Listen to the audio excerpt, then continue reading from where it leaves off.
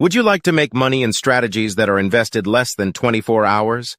In this video, we'll show you a strong positive trading edge in gold and the gold miners sector. It happens from the close until the open the next day. Let's show you how. This chart shows the equity curve of GDX, the ETF that tracks gold miners when you are invested from the close until the next open. The upward slope is pretty stable. Opposite, if you buy at the open and sell at the close the same day, you lose money. Likewise, we see the same pattern in GLD, the ETF that tracks the gold price. This chart shows the gains from the close until tomorrow's open. The gains have beaten buy and hold because the return from the open to the close have been slightly negative. The overnight edge is not big enough to be tradable on its own.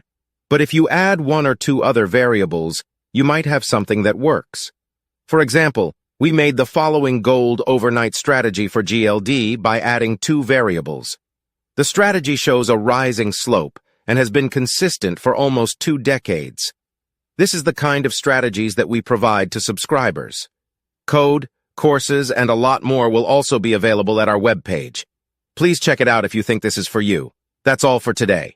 If you like this video, please like and subscribe. Good luck trading.